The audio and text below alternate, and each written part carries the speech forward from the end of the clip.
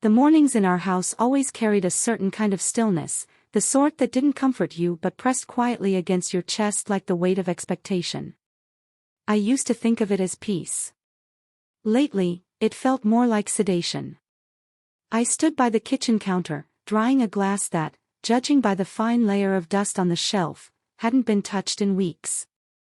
The marble beneath my fingertips was cold, polished to perfection. Like everything else here, pristine, untouched, deliberately arranged, yet somehow lifeless. A home curated more for admiration than for living. My husband, Theodore, liked it this way. Everything in its place, everyone performing their roles, breakfast at 8, dinner at 7, a kiss on the cheek before he left for work, the same kiss on the forehead when he returned, affectionate, habitual, careful, never spontaneous, never hungry. When I spoke, he listened with his eyes but answered with rehearsed phrases. Nothing harsh, nothing unkind, just practiced. Correct. I tried not to mind. For years, I told myself that stability was the highest form of love, that there was dignity in reliability. And perhaps there is. But there's also a quiet death in it. I adjusted the neckline of my blouse, feeling the soft brush of silk against my skin.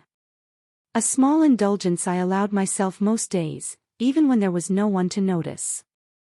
Not out of vanity, but out of something harder to explain. A need to remember that beneath the role of wife, hostess, and caretaker, there was still a woman who wanted to be seen. The kettle clicked off on its own, the steam curling upward like a soft sigh. I poured water into my cup, watching the swirl of the tea bag as it sank and bled its color into the clear water. A familiar, practiced motion. But that morning, the silence was broken.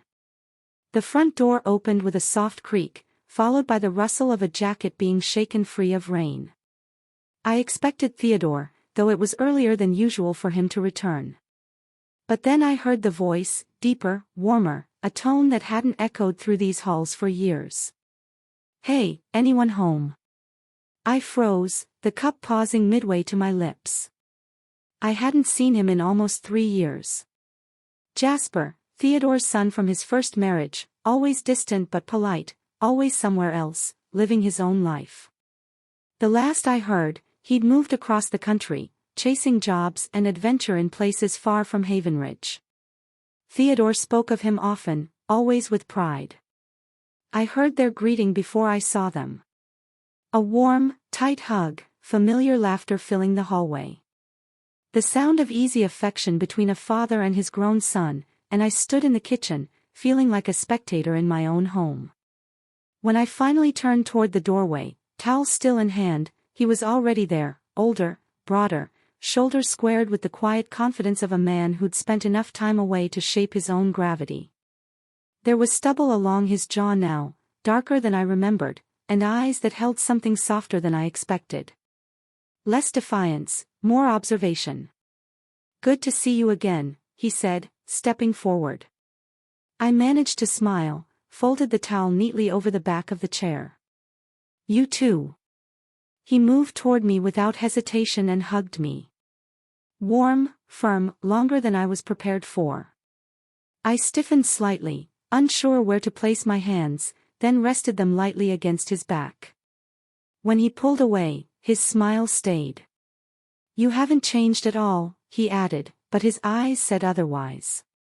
I forced a laugh, shaking my head. Oh, I doubt that. The conversation drifted back to Theodore, his plans for the day, his enthusiasm about having Jasper back in Havenridge. I listened, nodding at the right moments, asking polite questions. But I couldn't help noticing the way Jasper looked at me. The way his gaze didn't slide off politely as most men's did but settled, held, like he was really seeing me. It wasn't bold. It wasn't inappropriate. But it was there, a weight beneath the surface of the words. They sat together in the living room while I cleaned the kitchen, their voices rising and falling like the steady rhythm of waves against the shore. Occasionally, I caught fragments of their conversation, plans to catch up, talk about work, maybe a dinner together. I tried to focus on the dishes, on the sound of the water, on the clink of glass against porcelain, but when I glanced toward the doorway again, I found Jasper watching me from across the room. Not staring, not gawking, watching. And I felt my pulse respond before I could tell it not to. That night, after Theodore had gone to bed early, as he often did after a long day, I found myself lingering by the window in the upstairs hallway. Below, in the soft glow of the garden lights, Jasper stood alone outside, smoking a cigarette, one hand in his pocket, the other lifting the glowing ember to his lips. His eyes tilted upward, and for a moment, I thought he might have sensed me there. I stepped back into the shadow of the wall, heart pounding harder than it should have. I told myself it was nothing. That I was foolish, imagining things. That it was only the awkwardness of reunion, the polite warmth of family ties. But somewhere beneath the practiced calm, something had shifted. And I felt it. Quiet, slow, undeniable. I slept badly that night, replaying every glance, every smile, over and over again, wondering whether Jasper had really looked at me the way I thought he did or whether I had simply wanted him to. The next morning, I was up earlier than usual. Sleep had been thin and restless, my mind too occupied with thoughts I wasn't proud of. The house felt too quiet for the number of people inside it. I moved through the rooms in soft slippers, careful not to disturb the fragile peace that still clung to the air. In the kitchen, the window above the sink let in the soft gray light of a cloudy morning. I poured myself coffee, black, no sugar, the way I always did when I needed to stay sharp. Theodore was still asleep upstairs, and the house, for that brief moment, belonged only to me. Or so I thought. The sound of the back door creaking open startled me. I turned to see Jasper stepping inside, damp from the morning air, hair tousled, jacket casually slung over one shoulder. He smiled when he saw me, easy and familiar, like he belonged here. "Morning," he said, his voice still rough with sleep. I nodded, unsure how to answer without sounding awkward. "You're up early." He shrugged, moving toward the coffee machine without asking, comfortable as though he'd always known his way around this kitchen. "Jet lag, probably. Figured I'd take a walk." I watched as he poured himself a cup, leaning against the counter across from me. He didn't rush to fill the silence, and that somehow made it worse. There was no need for small talk between us, but the weight of the unspoken made my skin feel too tight. "You always this put together first thing in the morning?" His eyes ran the length of my body, lingering a beat too long on the thin knit of my sweater that clung a little closer than I intended. I felt the heat rise in my chest but kept my expression neutral. "Habit," I replied, folding my arms across my stomach. He smiled again, but it was softer this time. "I guess some habits are worth keeping." We didn't say more after that. He stepped out into the garden, coffee in hand, leaving me standing there with the uncomfortable buzz of my own pulse in my ears. The rest of the morning blurred into routine. Theodore joined us at the table, cheerful, unaware. He talked about work, about meetings and clients, about things that filled space but never quite touched the ground between us. I nodded at all the right places, asked the expected questions, smiled when appropriate, but my mind kept circling back, unwilling, to the look in Jasper's eyes. By afternoon, Theodore suggested they work on clearing the shed in the back garden, an old project left unfinished from the last summer. I offered to help, because refusing would have seemed strange. The three of us spent hours sorting through boxes and tools, the air thick with the smell of cut grass and earth. At one point, while Theodore wrestled with a stack of old planks, I felt the brush of a hand against my waist. Light, barely there, but deliberate. I didn't turn my head right away, afraid my face would betray more than I could explain. Instead, I focused on the task in front of me, pretending not to notice. Later, when Theodore went inside to take a call, I stayed back to tidy the tools, crouched near the garden wall. That's when I heard footsteps behind me. Slow, unhurried. I felt Jasper's presence before he spoke. You should let me do that, he said, his voice low. I looked over my shoulder, ready to insist I was fine, but he was already crouching beside me, his hand brushing mine as he reached for the same hammer. I froze for half a second, long enough. Neither of us moved away. His fingers stayed on mine, firm but not forceful. He didn't let go, and I didn't pull away. You're shaking, he said softly, eyes steady on me. I opened my mouth, ready to deny it, but the words caught somewhere between my throat and my pride. Instead, I stared at him, caught in the impossible closeness of the moment, too aware of how dangerous it was. And then he leaned closer. So close I could feel the warmth of his breath against my cheek. His hand moved slowly, lifting to touch the side of my face, his thumb tracing just below my jaw. He watched me, waited, giving me the chance to stop this. I didn't. I should have, but I didn't. The first press of his lips against mine was slow, cautious, as though testing the ground before stepping forward. But when I didn't move away, when my hands stayed where they were, fingers clenched uselessly around the handle of the hammer, the kiss deepened. It wasn't rushed. It wasn't frantic. It was deliberate, controlled. The kind of kiss that doesn't ask for permission because it knows the answer already. I felt my body respond before my mind could catch up. The soft yielding of my lips, the tilt of my head to meet him halfway.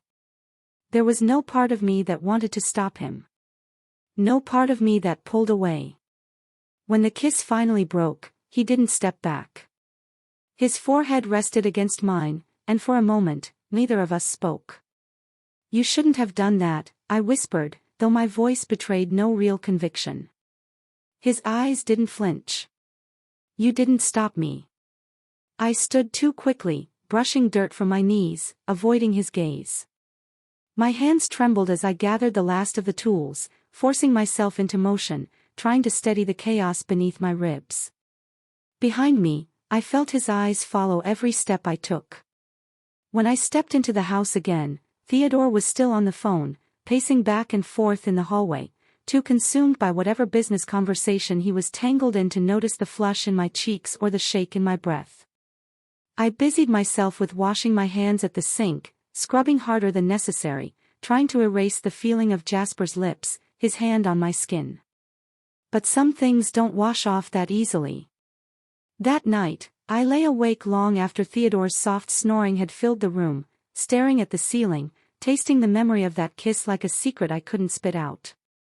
And somewhere in the back of my mind, beneath the guilt and the shame, I knew one thing for certain: this wasn't going to be the last time. The days that followed folded themselves neatly into the usual patterns of our life in Haven Ridge. Schedules, dinners, polite exchanges over coffee. On the surface, nothing had changed. The routine held strong, like wallpaper over a crack in the wall. But the crack was there, widening with each glance that lingered too long, every silence that stretched just a little past comfortable.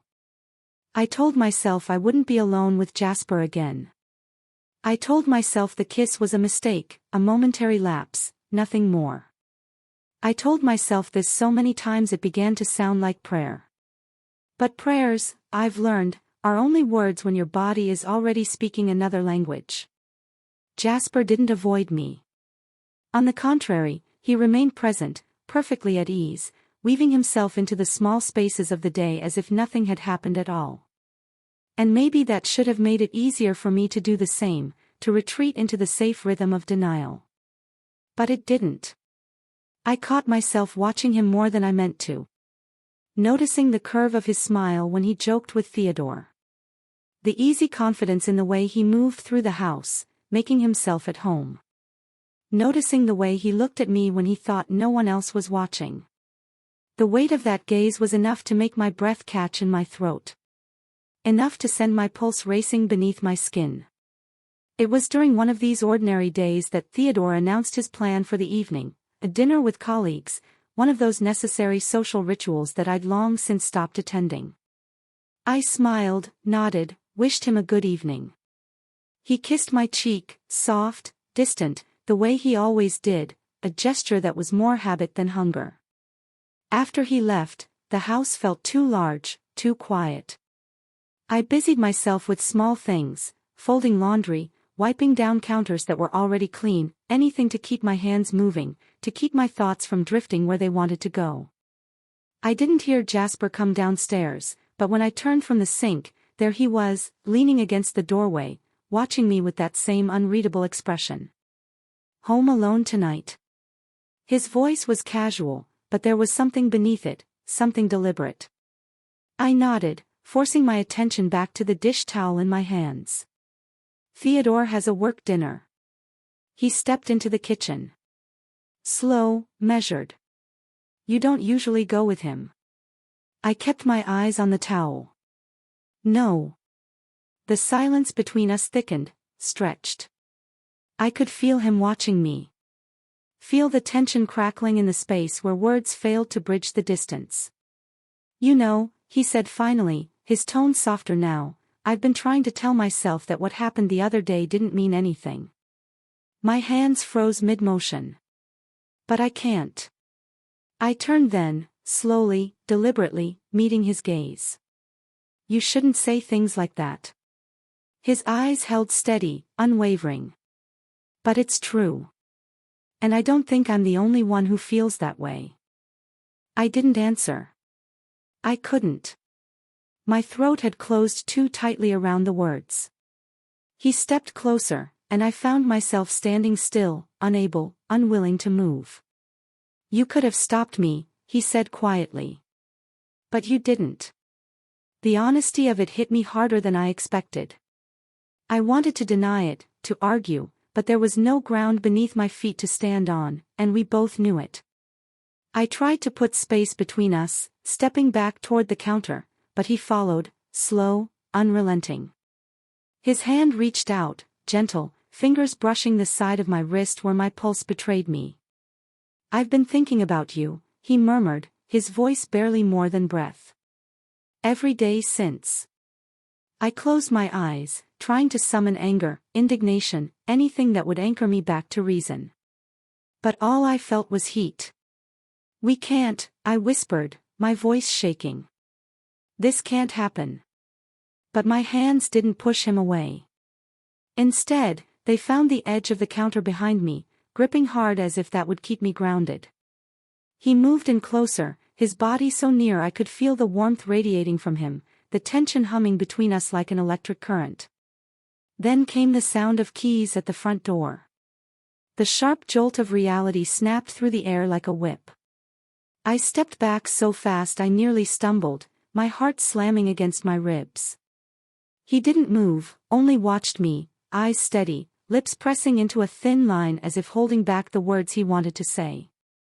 Theodore's voice called from the hallway, cheerful, oblivious. "Forgot my phone."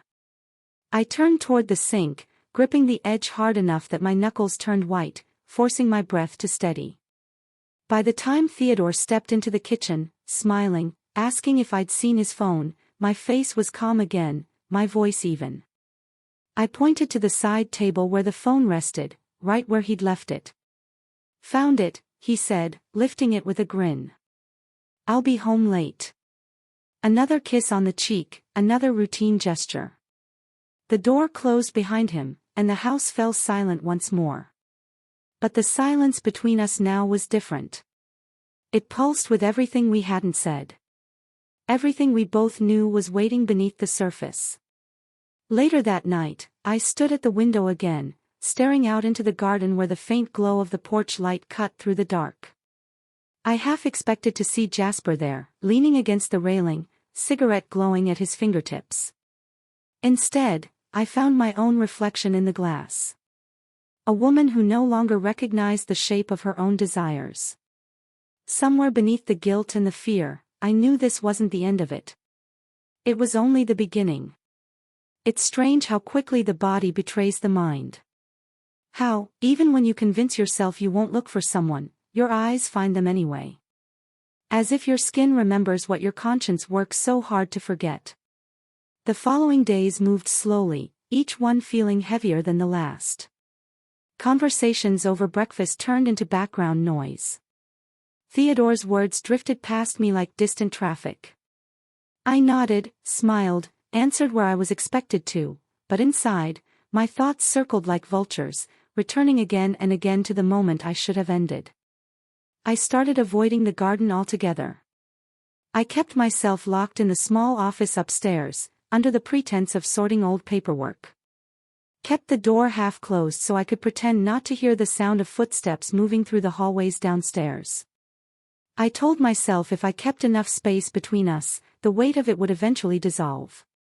I would forget how it felt when Jasper's hand touched my wrist, when his lips hovered so close to mine that I could taste the air between us. But he didn't play along.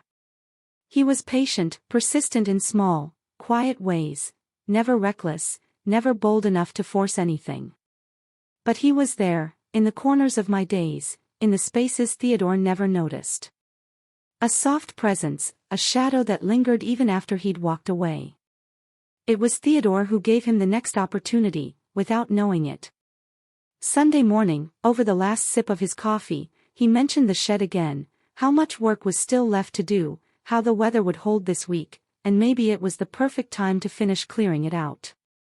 I could have argued, could have said it was fine the way it was, that we could hire someone, but I didn't.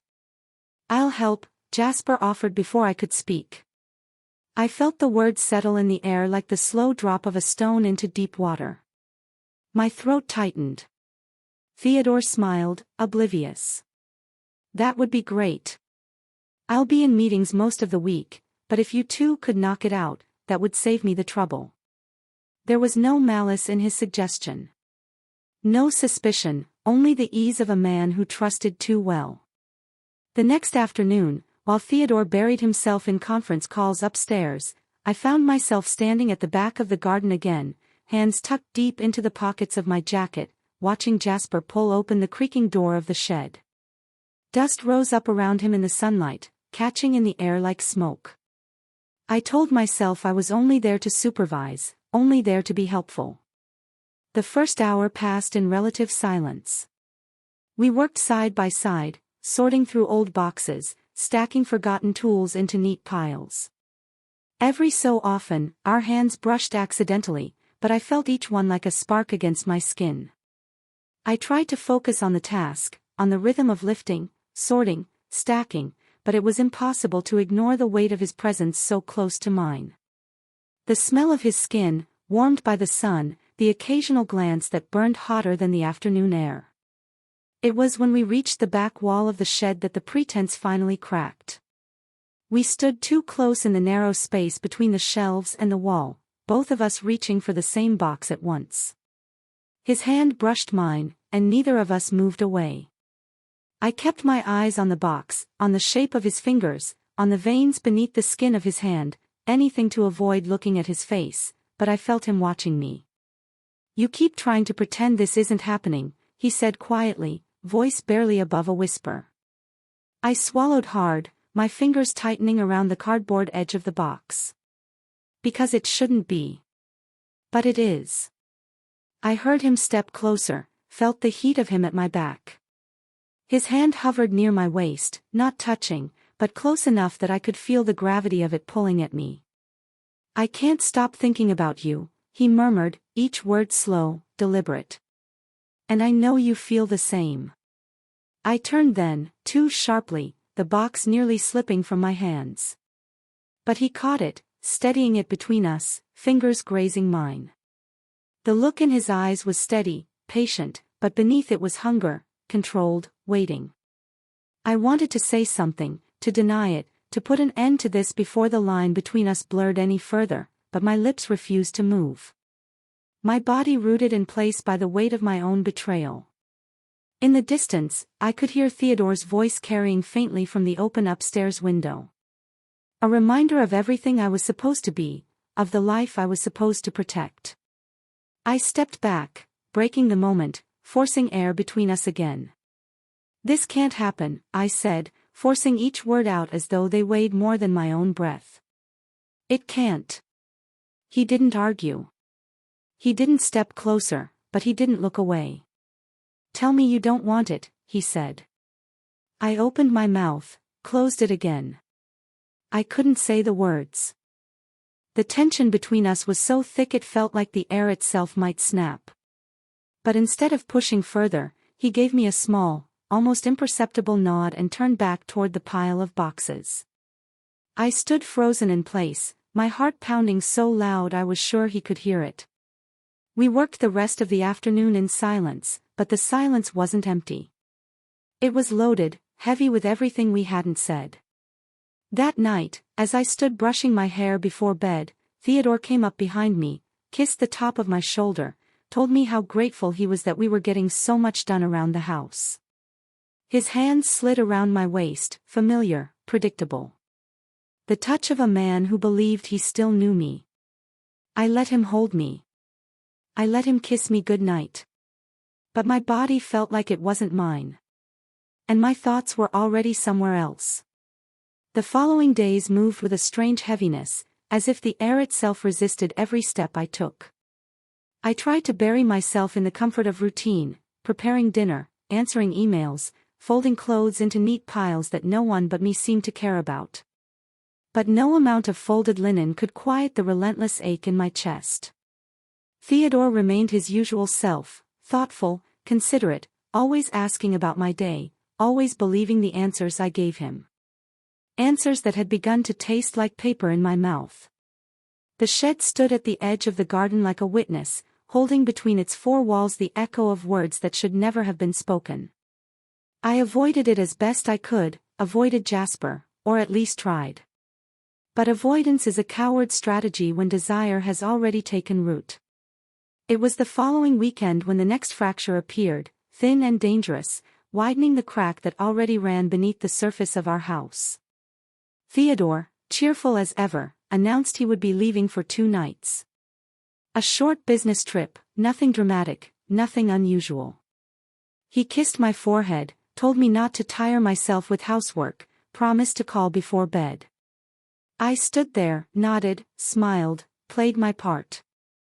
The moment the door closed behind him, the silence settled like a second skin. I told myself I would stay busy. I told myself I would use the time alone to reset, to clear my mind, to find again the balance that had slipped so dangerously from my grasp. I told myself all the things a good wife should say when the house grows too quiet. But hours passed, and the silence only grew louder. By evening, I sat curled on the living room sofa, a book open on my lap, unread. The television played softly in the background, but I couldn't have said what show was on. My mind, traitorous, wandered where I'd forbidden it to go. It was nearly dark when I heard the soft knock at the back door. I didn't need to look to know who it was. I told myself not to answer. Told myself to sit still, let it pass. But my body moved before my mind could argue.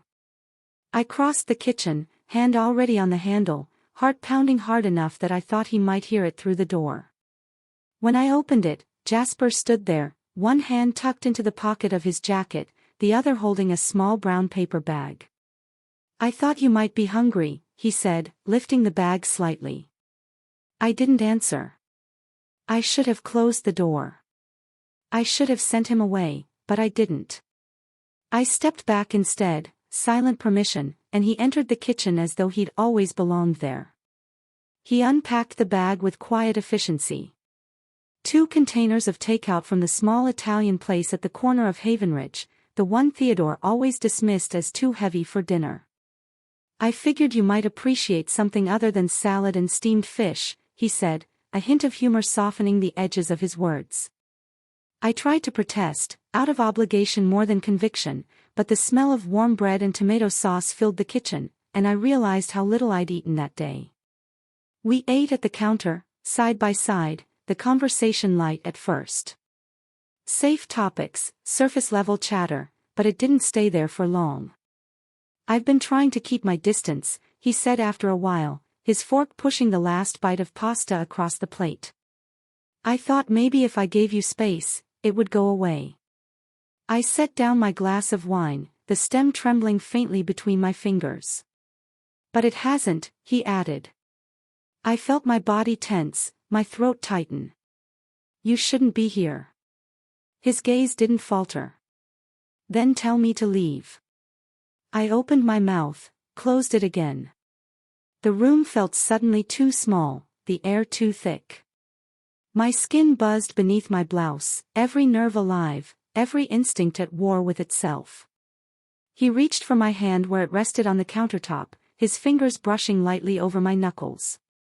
The touch was soft, but the heat of it burned through me. I can't stop wanting you, he said, barely above a whisper. I know I should, but I can't. My breath caught somewhere between anger and longing. I wanted to scream at him. I wanted to run.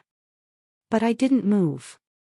Instead, I felt my fingers turn, slow and deliberate, pressing into the warmth of his hand, as if my body had made its choice long before my mind could catch up. The space between us disappeared before I realized I'd leaned into it. His lips found mine again, slower this time, deeper, with the aching tenderness of someone who knew the risk and wanted it anyway. There was no hesitation in me now. No protest, only the dangerous, quiet surrender to everything I had tried so hard to deny. His hands moved to my waist, pulling me closer, and I felt the hard line of his body against mine. I didn't pull away. I didn't want to. When we finally broke apart, the room spun faintly around me. I gripped the edge of the counter to steady myself, heart racing so fast I thought it might tear from my chest. I could feel his breath on my cheek, the soft weight of his hand still resting against my hip. Neither of us spoke. There was nothing left to say. We both knew the line had been crossed again. Not by accident, not by weakness, but by choice. And the worst part was how right it felt. I hardly slept that night. The sheets felt wrong against my skin. Too heavy, too warm, as though they knew what I had done. The ceiling above our bed stretched endless and blank, offering no comfort, no forgiveness. Theodore's side of the bed remained untouched, pillows stacked neatly where his head should have been. The room was too quiet without the soft rhythm of his breathing. I used to find peace in that sound, the familiar presence of someone steady, reliable. But now, the absence pressed harder than his presence ever did. I lay still for hours, replaying the night again and again, each memory vivid and undeniable. The heat of Jasper's hands, the weight of his lips against mine, the way my body answered him before my conscience could intervene. I told myself that guilt should feel heavier than this. I waited for the crushing wave of regret, the recoil, the shame that was supposed to follow. But it didn't come. Not the way I expected. What came instead was hunger. The terrible, selfish hunger for more. By morning, my body felt brittle from the weight of what I was holding inside. I moved through the motions of the day like a ghost, making coffee, feeding the neighbor's cat who always wandered into our garden, watering the plants on the windowsill that never seemed to thrive no matter how much care I gave them. I could feel the difference in my breath, in the way my hands shook just a little when I touched the porcelain of the coffee cup. Every ordinary act now hummed beneath the surface with the memory of Jasper. When Theodore called from his hotel, his voice was cheerful as always, soft with the ease of someone who never had reason to doubt. He asked about the house, about my plans for the day, whether I'd managed to relax. I answered each question calmly, evenly, like a woman with nothing to hide. I wondered if he could hear the lie in my voice, but I knew he couldn't. He trusted me too much. That had always been the problem. The second night alone was worse. The house felt like it was listening. The creak of the floorboards, the faint hum of the refrigerator, the distant sound of a neighbor's television through the thin evening air, all of it seemed sharper, louder, as if the world itself was leaning in to catch me slipping. I avoided the kitchen, where we had stood so close, where his hands had known exactly where to find me. But no room felt safe from the weight of what had happened, the garden outside the window, the hallway, the space at the foot of the stairs. Every corner held his shadow. I told myself I wouldn't answer if he came again. I told myself I would draw the line, finally, firmly. But deep down, I knew I wouldn't. The truth of it sat thick in my chest, undeniable. When the knock came, soft against the back door just after sundown, I was already standing near the window, waiting. I paused, hand hovering over the doorknob longer than I should have, but the door opened anyway. Jasper stepped inside quietly, his expression unreadable, the calm control in his eyes belying the tension I could feel radiating off him. He didn't speak at first. Neither did I. The space between us felt charged, dangerous, the kind of silence that waits for someone to admit the thing neither of you wants to say out loud. "I shouldn't be here," he said, voice low, almost gentle. I nodded, because that was true. He shouldn't have been here. But I didn't ask him to leave. "You should tell me to go," he added. I couldn't. My throat refused to shape the words. My body stood still, but my chest felt like it might crack open beneath the weight of wanting. His eyes searched my face, waiting, giving me the chance to stop this. One last opportunity to choose the safer path. I didn't take it. Instead, I let the air between us collapse. Stepped forward before I could change my mind, before fear could build its wall again. The kiss this time came without hesitation. No soft testing of boundaries, no slow build. It was hungry, desperate, the clash of need that had been kept at bay too long. His hands gripped my hips, pulling me closer, and I answered him without thought, without restraint. I felt the hard line of his body against mine, the press of his mouth demanding more than I should ever have given. My fingers found the edge of his jacket, clinging as though it might steady the shaking inside me. When we broke apart, breathless, our foreheads resting together, I felt the tremble in my knees. I gripped the edge of the counter behind me, holding on like a drowning woman to driftwood. "I can't stop," he said into the space between us, "even if you asked me to." I closed my eyes. I should have told him to stop. Should have told him that this couldn't go any further. But my hands didn't let go. We stayed there like that for a long moment, suspended between right and wrong, the lines between them dissolving faster than either of us could rebuild. When he finally stepped back, his hand lingered at my waist, fingers pressing softly against the curve of my side, as though memorizing the shape of me. "I'll leave before he comes back," he said, quieter now. "But this isn't over." I didn't answer. I couldn't, because somewhere inside, beneath the fear and the guilt, I knew he was right. The morning Theodore returned, the house fell back into its careful rhythm, as though nothing had shifted beneath its walls. He kissed me at the door, warm and familiar, the same kiss he had given me for years. Gentle, practiced, the kind of touch that asked nothing and expected even less. I let him hold me, smiled the way I was supposed to, and helped carry his suitcase upstairs, my hands steady while my mind spiraled. There was no trace of last night left in the air. No scent, no sign. Only the echo of Jasper's hands on my skin, the memory of lips that had marked me far more deeply than I wanted to admit. I thought I could keep these worlds separate, that I could tuck the wrongness into a neat box inside me and close the lid. But the box wouldn't stay closed.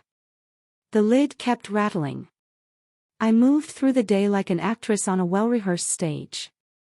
The table was set for 3 again, plates arranged perfectly, silverware aligned like soldiers waiting for orders.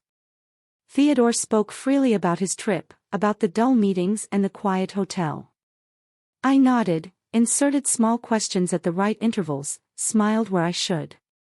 I was perfect, almost. But the longer the evening stretched, the more I felt Jasper's eyes on me. Not Theodore's, but Jasper's, seated just across the table, playing the same game of polite distance. Though I could feel the heat of his gaze in the spaces where no one was supposed to be looking. It wasn't bold, not reckless. His movements were easy, relaxed, perfectly appropriate. But beneath the ease was that same quiet insistence, the knowing weight of what we now shared. Every glance between us hummed with the danger of the thing we weren't saying out loud. Later that night, after the dishes had been cleared, after Theodore had excused himself early to catch up on work calls, I stayed behind in the kitchen longer than necessary, wiping down counters that were already clean. I could feel Jasper before I heard him. The slow approach of footsteps that stopped just shy of the threshold. Neither of us spoke. I kept my back to him, the rag clenched too tightly in my hands, but my breath betrayed me, shallow, quick, as though my body had already stepped into the space my mind still tried to deny. The sound of his voice, low and measured, broke the silence. "Does he ever really see you?" I closed my eyes, forcing the breath out of my chest slowly, willing my hands to steady, but the question lodged itself beneath my skin, pulsing there, too close to the truth. I didn't turn. I didn't answer. "I do," he added, quieter now. The words sat between us, heavy as stone. I heard the soft retreat of his footsteps, felt the weight of him leaving the room, but the imprint of what he'd said remained. It followed me up the stairs, into the bedroom where Theodore worked late into the night, his voice steady and professional on the phone, his eyes flickering occasionally toward me with that same polite affection. He didn't notice the way my hands trembled slightly as I folded my nightclothes.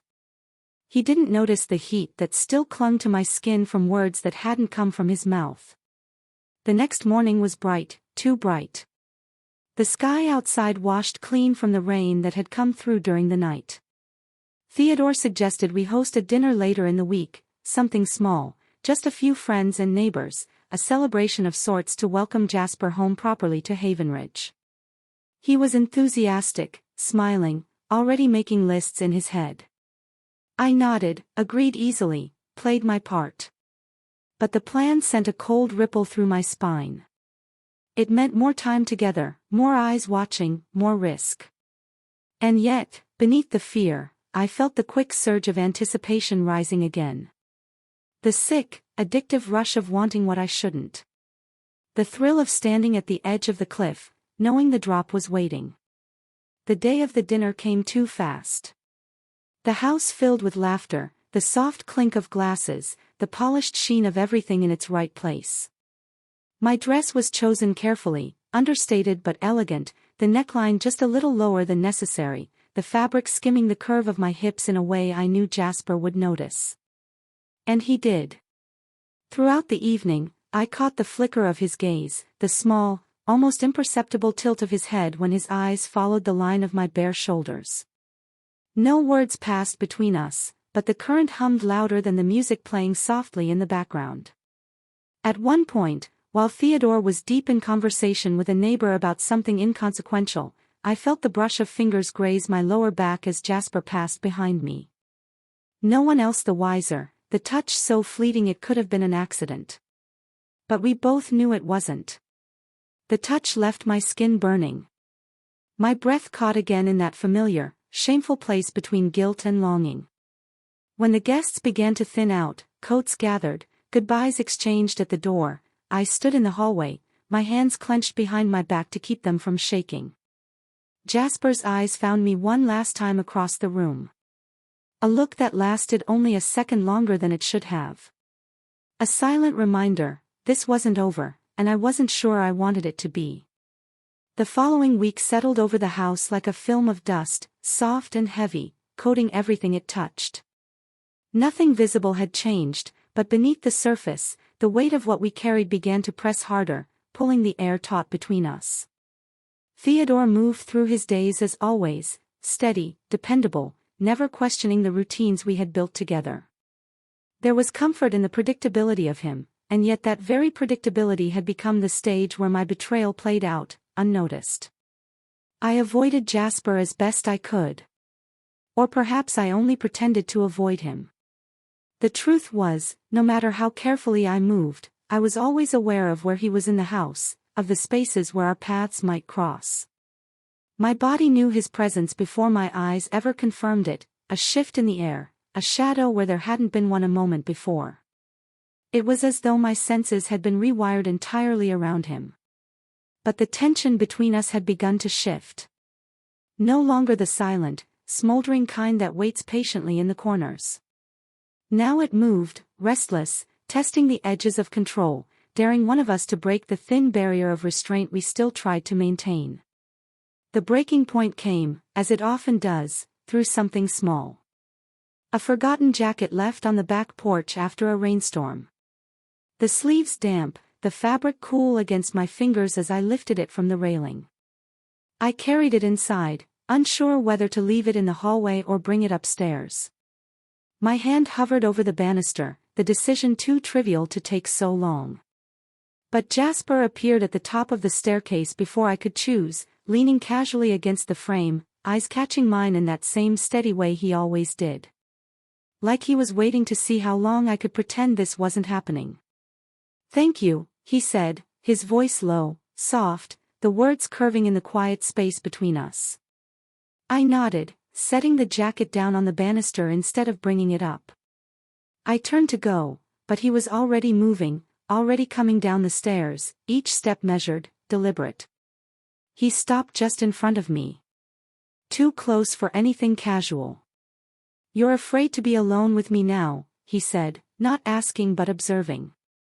I tried to push past him, but he blocked the narrow passage easily, leaning one hand against the wall beside me, his body angled so that I could feel the heat radiating from him. "I should be," I answered, my voice quieter than I meant it to be. "But you're not," he replied. His words pressed too hard against the truth I didn't want to face. I felt my back against the wall, the smooth coolness of the paint grounding me as I tried to steady my breath. His eyes didn't leave mine, watching me with that same unbearable patience. "You want this as much as I do." I could have denied it. I could have argued, turned my head, stepped away. But I didn't, because it was true. And the truth had become harder to swallow than the lie. For a moment, neither of us moved. The space between our bodies was thin as breath, the tension pulling at my resolve like threads unraveling one by one. I could feel the heat of him, the familiar ache beneath my ribs that came whenever he stood too close. He leaned in, slow, giving me time to turn away. Time to tell him no. But I didn't. The kiss came hard this time. The quiet ache of restraint replaced by something rougher, hungrier. His hands caught my waist, fingers pressing into the fabric of my dress as though he could pull me closer through it. I felt my own hands find his shoulders, gripping tighter than I meant to, holding on because I couldn't make myself let go. The weight of him against me, the warmth of his mouth, the soft gasp that escaped me before I could stop it, all of it filled the hallway with something too loud to call silence. When he finally pulled back, his breathing was uneven, his forehead resting lightly against mine. "We can't keep doing this," I whispered. But my hands still held on to the sleeves of his shirt, knuckles white. "I know," he answered. But the words sounded hollow between us.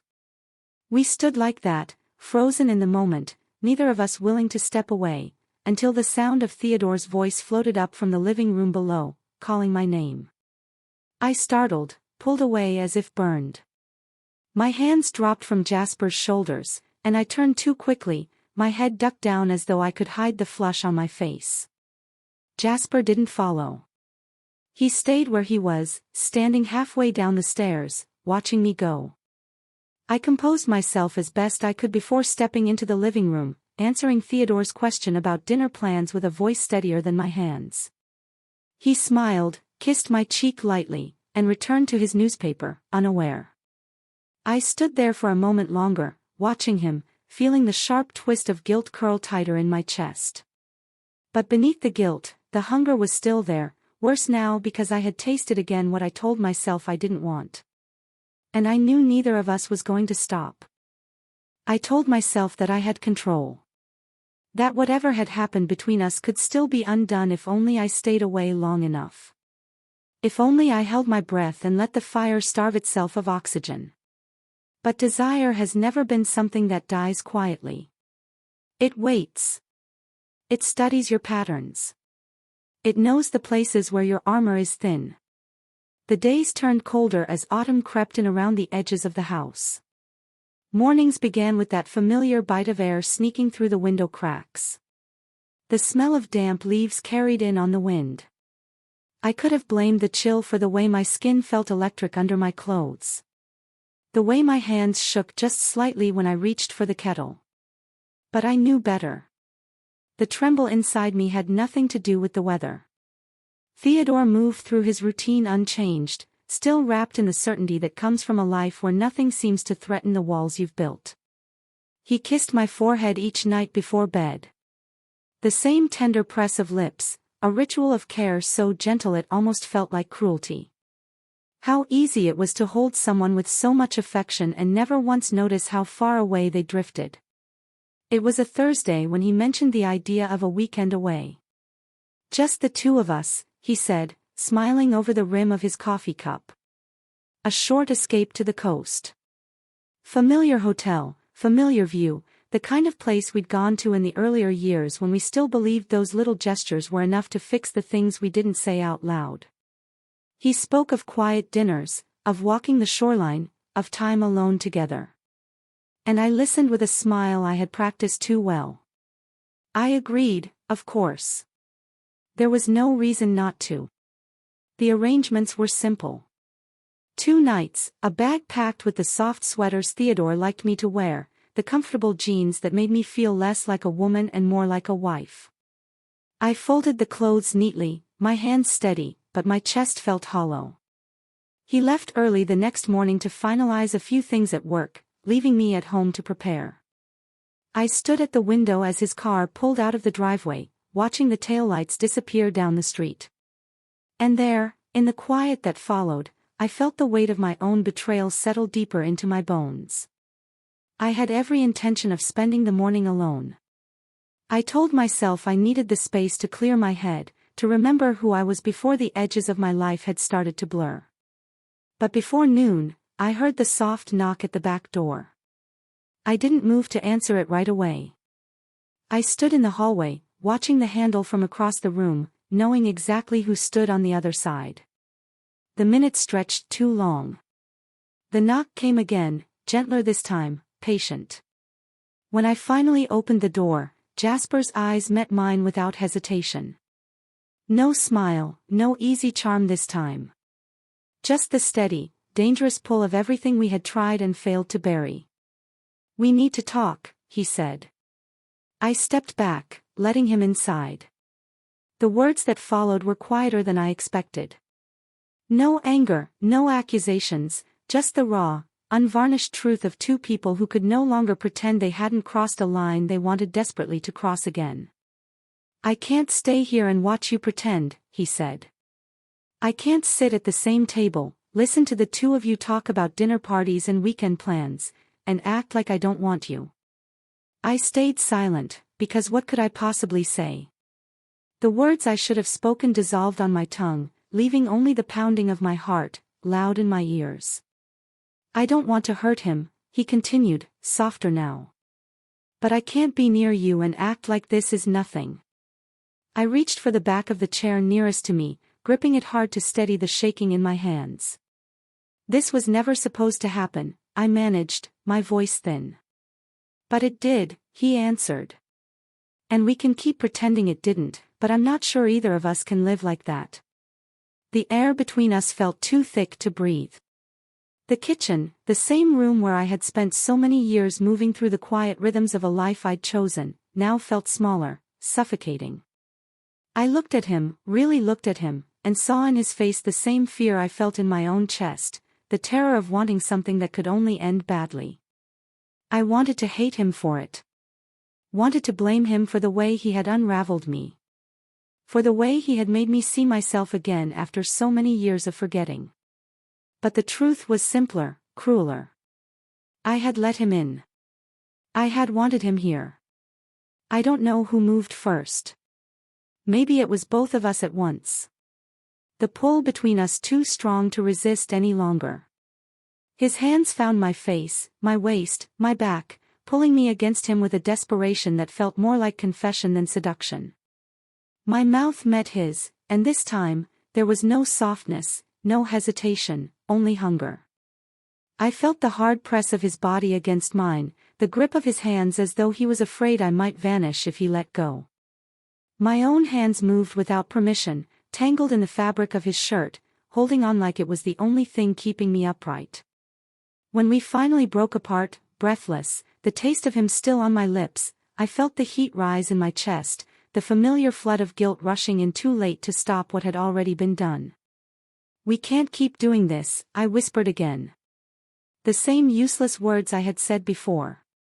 "I know," he answered, but his hands didn't leave my waist.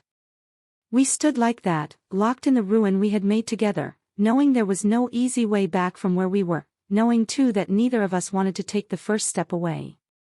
Outside, the wind stirred the leaves across the garden path. The world moving on, oblivious to the quiet disaster unfolding inside these walls. And somewhere beneath the weight of everything I should have felt, I knew this wasn't the end.